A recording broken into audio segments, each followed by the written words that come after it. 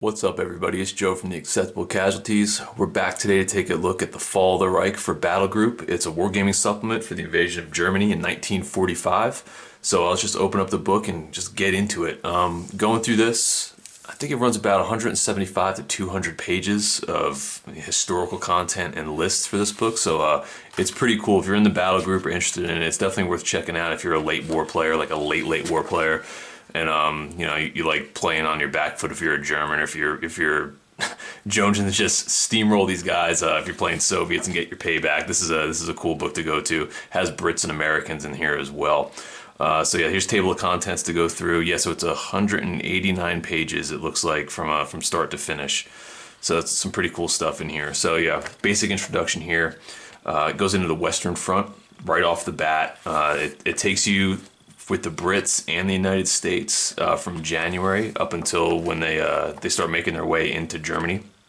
It's pretty cool because it breaks it down by operations in chronological order. So if you're looking to do like themed games or maybe play a campaign, it's written out for you here. I mean, with details for everything. And it's cool because each operation goes into the next one, whether it's in the US sector or the British sector. So it gives you a lot of options for gameplay that you want to tailor yourself. It's not just missions inside the book that you get to play. If you want to put a little extra work in, I mean, they give you the information here, and you can do just a ton of stuff. I've only just kind of browsed through it a little bit, but I mean, there really is. I mean, just individual battles, operations, different months leading up to the fall of Germany. It's pretty cool in here.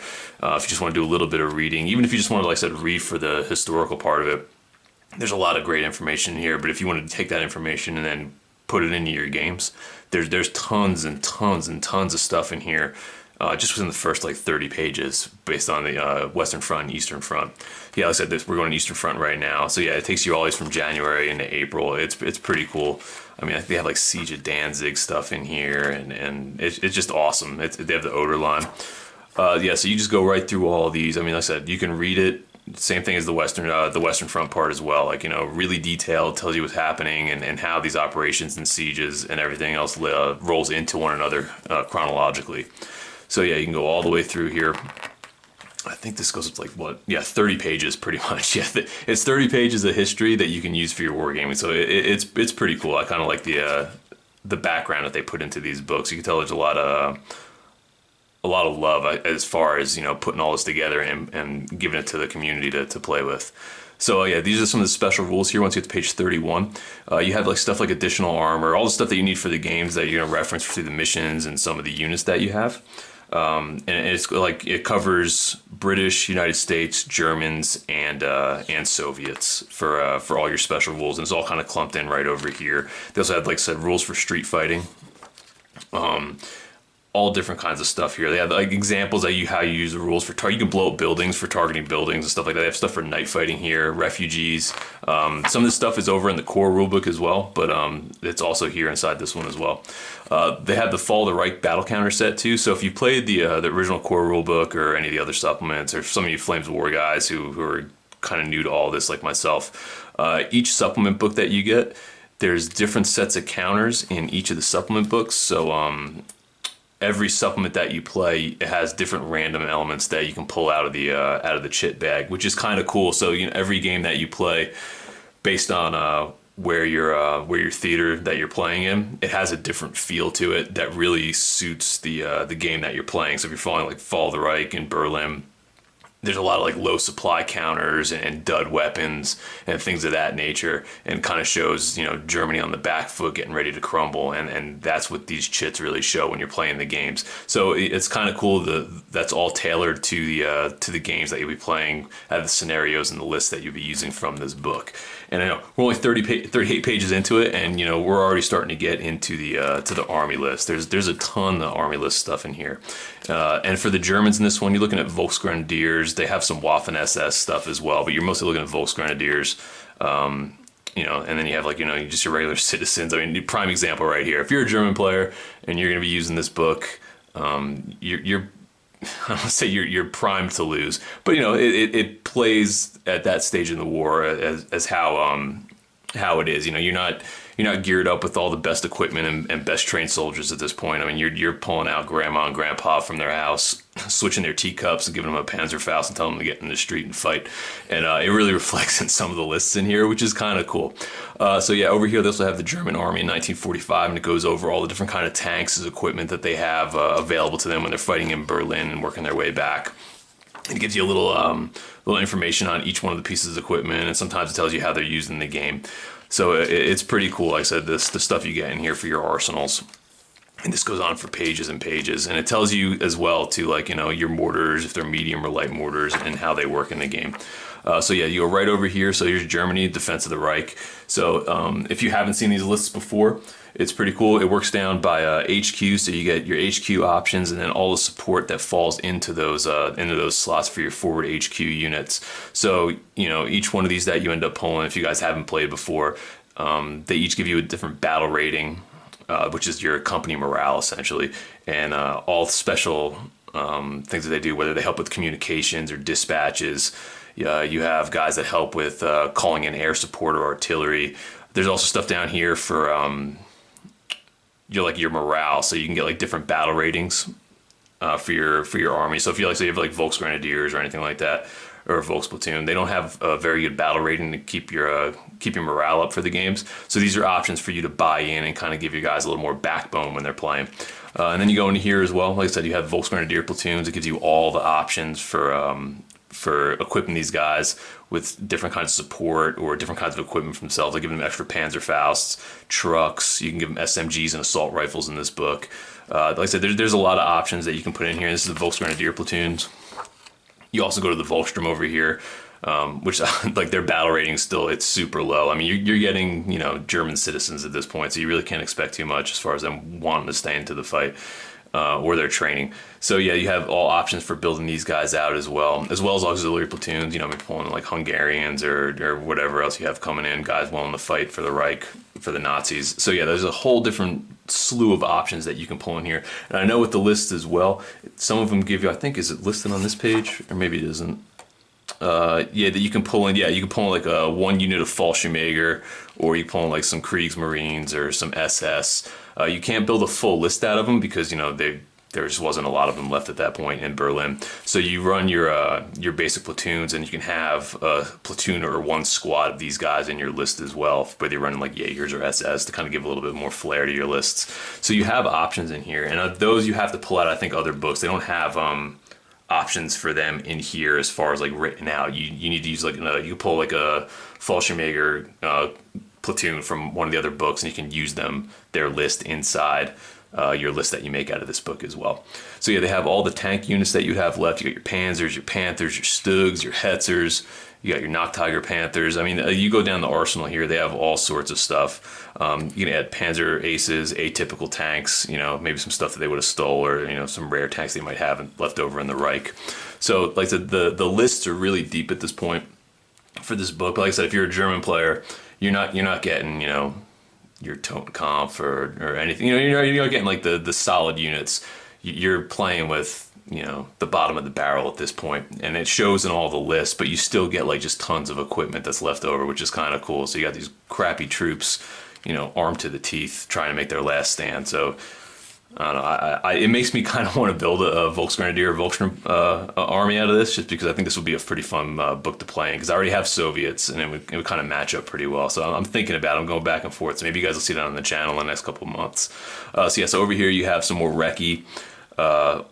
Just tons of recce options. Like, so if you have this stuff in your collection, like especially like Flames of War players, a ton of the vehicles that you have, it's all going to roll over, and even the infantry bases and stuff that you have too, which is kind of cool. I just did that battle report last week, so if you're curious to see how it plays, I mean, your basing and everything, it still works. All you have to do is just have a dice marker, and everything, it just rolls over. I mean, it was super easy to play it, and the movement, I don't know. I know the game's played on single bases for infantry, but I kind of still like having everything on the base, especially if I was going to start playing company-size games. So I think the Flames of War guys definitely worth giving it a shot, because your full collection is going to roll over, and yeah, it's just worth playing. It was a lot of fun. And like I said, I mean, all the stuff that you have options with in here is nuts. I mean, your logistics supports, engineers. So you got like, your Flampanzers and your, I mean, you can get Goliaths in this book, which is awesome. And they have rules for blowing up buildings. So I might have to just put together a Goliath demolition squad just so I can throw that at Vin. Maybe I can blow up one of his little strong points. We get one of our games going here. So yeah, as you keep going through here, I mean, you have all different sorts of stuff in here. Yag Panthers, Yag Tigers. I mean, all the heavy self-propelled tank hunter guns. I mean, there's just slews and slews of equipment. And this is only the Germans. So yeah, now we roll right into the Russians. I mean, you have their full arsenal here as well, as far as them, barreling into Berlin. I mean, you got the Lend-Lease stuff. You got like all their big tanks. You got their armored cars. I mean, like you go through here, the Soviets have a pretty nice selection of equipment too when you get into theirs. Same as the Germans as far as the HQ options. You have a lot of the same stuff in here. They all kind of do the same thing for that. The infantry, what I like about this is you have the motorized rifle platoon options for Soviet players, as well as just your regular inexperienced like rifle platoons, which is kind of nice. So you have both of those feels to it. And the weapons that you can take, you can still take your 76, you can take your Ziz guns, your 2s and 3s, anti-tank rifles you can still bring, as well as all your mortars and Maxim machine guns, your Dishkas, like all the stuff that you have in your collection. It all still plays in the end here, which is awesome. What I was super excited to see though was Pioneer assault platoons, being able to take my sappers in here. I like playing sappers a lot in Flames of War, and then when I saw I was actually able to take a platoon of them, and even though they cost a ton of points, that will be fielding these guys. Just like I said, with the ability to be able to you can give them flamethrowers, minesweepers. I mean, you can give demolition charges and blow up buildings. Like they feel like a sapper platoon, which is kind of nice. So, with all the options that you can do with them. So I'll be putting these guys on the table. I was really excited when I actually saw this in the book. They have options if you want to run, instead of just maybe 1 or 2 platoons, you have an option to bring in the rifle company and discount a little bit as far as points go if you bring a full company, and what you can bring as far as supports and everything that go with it. They have the URA special rules too. So like I said, there's a lot of flavor to these lists as well. For you tank heads, for you tread heads, I mean, yeah, you can bring your swarms of T-34s. They have options for that in here as well. It's only 350 points. You play a 500-point game. I mean, you can load up on the tanks and still bring a decent little chunk of infantry for support, and have a pretty cool list for that as well. But yeah, you get your IS-2s, bed spring armor if you guys have that modeled on there. I mean, there's just tons of stuff. Your Su-85s, Su-76s. You got your ISUs, the 152s and 122s. You got Katyushas if you want to bring them in here for artillery support units. There's tons of stuff on here. They even got the 203s for your guns. So I mean, there's a lot of things to pick from in this book. And like I said, we're not even halfway through yet. We haven't even gotten to the Brits and the Americans.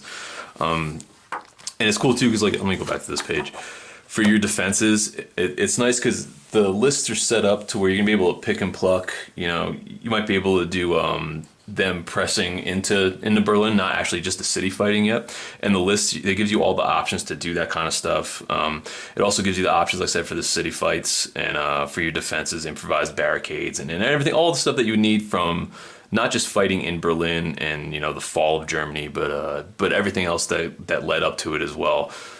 In that late period of the war, and each of the lists has that. So I mean, if you play that period regularly and you want to check out Battlegroup, it's really good in here because it covers all of that. It's not just the city fighting in Berlin; it's everything that led up to it as well. So, like I said, the lists that you have and the units that you have access to in here, it gives you a ton of options to play. You even get the Razvedeka. Like I said, I know for a lot of us Soviet players, I get excited looking at the Soviet stuff. I'm a Soviet player at heart, so I mean, like everything I've seen here, I get like super excited about. Like the BA-64s. Like I love my little cheap dinky, Soviet units. I have a lot of fun playing them, like T-70s. They have stuff for Valentine's in here. So yeah, you go through here. They even have the bridging units, which is kind of cool too. I know you want to cross the rivers. I know they had some moats and stuff like that set up in Berlin. You can actually get some use out of bridging units. There's rules for that. I think it's like for every turn, you're able to, on like a skill test, I think you're able to build like 2.5 inches of bridge to cross a river. I think that's what the rule is. So it's kind of cool that you can actually bring out some of these vehicles that you might just paint it up for the sake of you just wanting to do it, or maybe you always wanted to play some of this stuff. Like it's kind of cool they give you the options for all of this in there, even if you want to just like that, use a bridging unit to bridge a river or something like that. It's just kind of cool. I like seeing all the rules in here and all the different little things that you can do with it. So yeah, you go through here, and this is just more of the arsenal. Arsenal's huge, and then it rolls over into the Western Allies, and you can get into all the Brit stuff. I mean, they got Comets, Churchills, your Pershings. Like it's loaded up. So this is the British battle group. I looked through here. It's really similar, to the core rulebook lists. I mean, there's different stuff in here, but there's a lot of stuff the same too. I mean, you do have access to like different kinds of stuff like kangaroos. Oh, excuse me. Different kinds of kangaroos. You take buffaloes, and like I said, they're just different. It's a different arsenal, but it feels the same. What's cool too is you actually have there's airborne lists in here as well. So you want to do your Red Devils. You have options for that. Even like the motor infantry platoons for your half tracks like that. Like I said, they have the British list has a decent amount of options in here as well. Your tanks, like I said, you got your Shermans, you got your Cromwells, Churchills, Comets. I mean, you got your Honey Stewarts. There's your M10 Achilles and Archers. I mean, like you have a lot of access to stuff in here with these British lists as well. Go through your artillery units, same thing. I mean, you got your Sextons in here and everything else that you can look at. What else? Defenses. For me, for my Brits, if you guys have seen my old battle reports, my Flames of War stuff, like I'm a sucker for armored cars, man. And you have options in this book too. I mean, for your Daimlers, your Dingoes, Staghounds, AACs, the Humbers. I mean, like you have the full list in here, so you can play with a whole bunch of stuff. It just kind of motivates me to maybe get a couple Staghounds and have some fun with that. I love my Reich units. Yeah, so like I said, I mean, the thing that I'm most impressed about, like going through these books, is the amount of equipment that they give you and the flexibility that they have. Like there's no rails that you have to be on when you build your list. They kind of, put it on you to put together a reasonable list, whether you're doing it historically or just putting together something balanced to play with your buddy. That's the one thing I've noticed that I really liked about how they lay things out. Like I said, they give you the history behind everything, and then they give you the tools to either recreate that if you want to, or kind of go do your own thing. And that's kind of nice. Like I said, with the amount of options that you have in here, you really can put together some pretty cool lists. Yeah, so like I said, they have crocodiles and wasps for like your specialist support units, even commandos. Like as a British player too, like I said, I play Soviets and Brits for allies mostly, and it's kind of nice to, you get the one book, but you have just like slews and slews of options that you can go to here. You don't really feel limited at all. And then for all you Yank players, they got the American list in here. And I mean, you got your regular rifle platoons, your armored infantry. What else they got in here? All your tanks, man. You got your Wolverines, your Shermans, your Stewies, your Pershings, your Hellcats, your Jacksons. And we got Chafies. I mean, like there's so much stuff in here. Like I can spend probably like an hour just going through just a list, and that just goes on and on and on. So yeah, that's what I mean. Like this book, it's really good, man. Like if you're a German player, I don't know if I would be as excited about it because you're setting yourself up to get your butt kicked. But if you're playing allies and it's the time for your payback, like I don't think there'd be a better book for you to put together right now as far as what you can put on the table versus those Germans. So yeah, here we have some battles in Germany coming up. So they give you the scenarios here. And what's cool about this is if you have the core rule book, you can roll. It's kind of just like almost like Flames of War player. Just I'm referencing that mostly because that's mostly what our channel is. You go through here and it kind of feels the same way. So you roll like 1 to 2 on a d6 and you get like meaty engagement, and it gives you the missions that you can do on there. And then you roll 3 through 6. It has a bunch of different options when you roll again to play some attack defense missions. So that mechanic kind of works the same. And then inside the scenario book, they have some ones that are specific to what would be happening for the fall of the Reich, and then these ones you would have to reference the core rule book to get some of those in there. So yeah, they have like some special ones too, like End of the Rat Race. This one was pretty cool. I was reading this one. I think Vin and I might end up doing this once we start getting more comfortable with the rules in general. But there's like a roadblock setup. So it's pretty cool. Like a lot of the missions in here, and in the core rule book as well, that I really like. It's not necessarily balanced, like almost like a pitched battle where like I got 1,000 points on the table, you have 1,000 points on the table. Each one has a very distinct feel to it, and it's not necessarily, I don't want to say it's not balanced. I mean, it's it's balanced for the battle. Like there's a theme to it, and when you play them, like they each one feels very, very different. It's not just like different deployment or you know, take this objective or anything like that. Each one has a very distinct feel to it, and you get that going through some of these objectives. I mean, through some of these scenarios that are in the book. It's kind of cool. I really like that. Going on another thing I liked in here too was the painting guide. I know for me, I'm not like I'm a pretty good painter, but I'm not the strongest. And as well as doing a lot of the historical research, like you know, I'll go to like the sites that we have for like Flames of War, for like Flames of War German site or Flames of War for Soviets. Even the Battlegroup site I started getting on now for Facebook for all of those. And, you know, you go on there and you pick those guys' brains and they can send you in the right direction. But like this book does a great job too, showing you how to do like winter camouflage. I mean, from the beginning, I mean, literally from like step one all the way through, like super detailed, telling you how to put it all together for your washing, your weathering, your muds.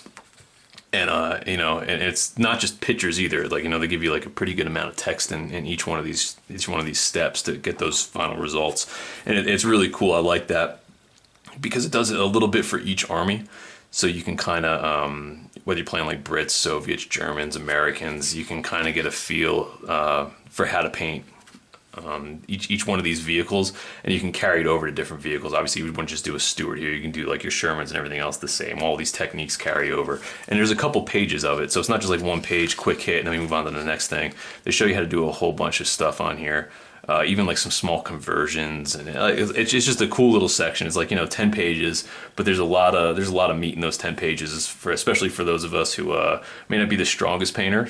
It's kind of nice to be able to have a step-by-step process to kind of drag you through that and show you some different ways to kind of make your models look a little bit better on the table without you know, twisting your arm to do it. So here's the Breakthrough to Berlin section. Over here, this is all the Red Army stuff. This is pretty cool in here. And what I like about this too is like if you're like a Soviet player and you play Germans a lot, like I know Vin and I, we do the same thing.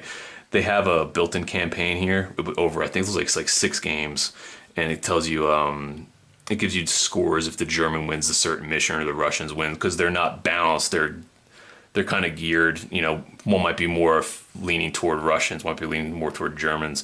So if you end up pulling out a victory, you can gain some extra points. So it's kind of cool.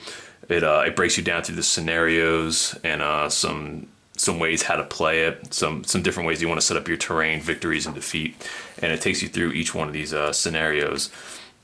And you know, even if you didn't want to play, let's say like maybe you're not a Soviet player, like you can totally still take these missions, do a little bit of tweaking to them as far as the rules and objectives go, and you can use them for your own game, just to kind of maybe mix it up and get out of the book, and not just use the normal missions that they have in the books.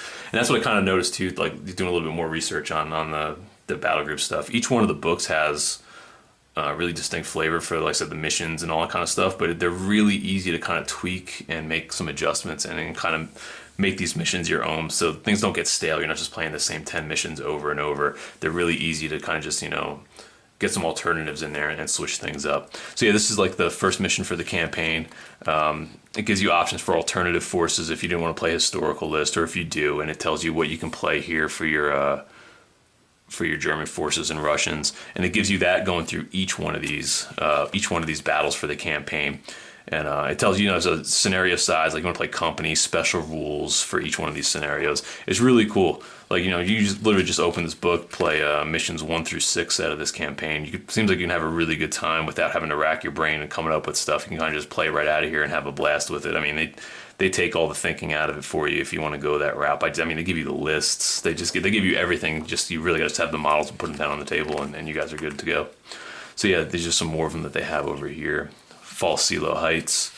Yeah, they got Last Stand. Like I said, it's just cool. Like I like what they have here, and those were all the missions for the Russian campaign.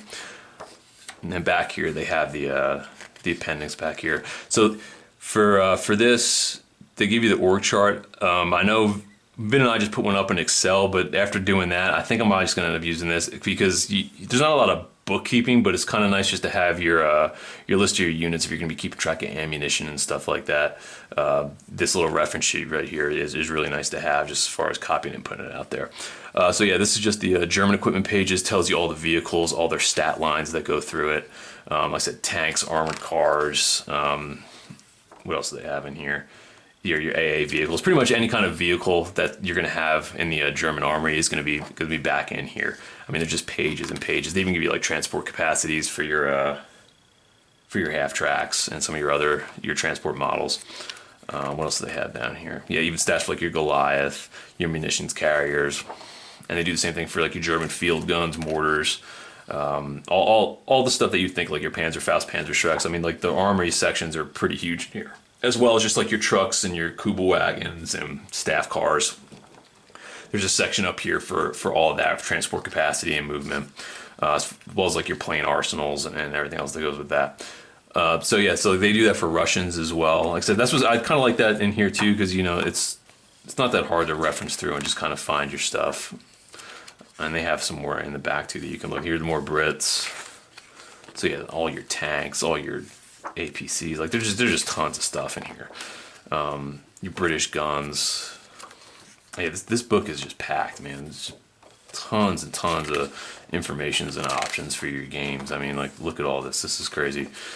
All right, so yeah, then you get back here. They have the same rules reference sheet that came with the core rule book as well, which Vin and I mean, I feel like we got intimate with this thing, the amount of time that we spent with it. Like, it's awesome. Like, everything that you need is on here. You still have to go digging through the book a little bit, but I would say, like, you know, 75-80% of the time, you know, that we had to reference something, it was on this rules reference sheet. And then here's the chit thing, the chit page for all the special markers that you pull out of the bag, you know, when you end up losing a unit or any other special reason that you might have to pull it out. So if you need to make a copy of it, or say like you lost your page or whatever, like this is, you know, just one you keep in the book, make the copy, and then you always have a copy of it, just in case if you have to reprint it out. So they give you some designer notes. You got some Plastic Soldier Company stuff here for you to know. Like, these guys work together, Iron Fist and Plastic Soldier Company. They work hand in hand. You can get the 15 mil models through them. You can get the 20 mil. I think they do 28 as well. And like, they're always pumping out new stuff. And the kits are really good too, man. It's if you don't know about Plastic Soldier Company, definitely go give them a look, because they got a lot of cool stuff for a really, really good price. Yeah, so back here at the end of the book, you got that rules reference sheet that we were just talking about. So they give you a pull-out hard copy one, which is kind of nice. And it looks like they do that, I think, for every book. Because it was in the core rule book, it was in this one, and I think I saw it in another one too that I was looking at. So you get this for every book. I would say what I think I'm gonna end up doing is I'm just gonna put a folder together, laminate this, and just have it in there, and just have a couple pages of reference material, because it will make life a lot easier. Like, I do like having this be able to pull out. This is the chit page that was same thing, one that we saw earlier. This one you can tear out. This is the one you can just cut up and throw in a bag, and then you're good to go to start pulling out your numbers for your morale tests. And that's the end of the book. So yeah, that's it, man. So Battlegroup, we got Fall of the Reich right here. Pretty good book. There's a lot of stuff in here. I was pretty impressed when Pierce sent this over to me to take a look at. Like I said, between the depth of all the lists and the options that you have in here, I mean, you could definitely have a lot of fun with this, especially, you know, if you're looking to build a late war German army. There's a lot of cool stuff in here, and like I said, the campaign looks really, really good too. So I'm kind of stoked to get my hands on this and doing a couple battle reports for this one as well. So if you guys got any comments on this book, if you guys have played it, definitely leave some stuff down there in the comment section. If you're looking to maybe watch some Battlegroup battle reports or anything like that in the future, you know, just like or subscribe to the channel, because we're gonna start putting these out a little bit more. Like I said, I hope you guys enjoyed going through this. If you guys got any other books that maybe you guys want to see for the channel, or you want to see us play, just kind of, you know, let me know, and I'll see what I can put together. So thanks for watching. I'll catch you guys later.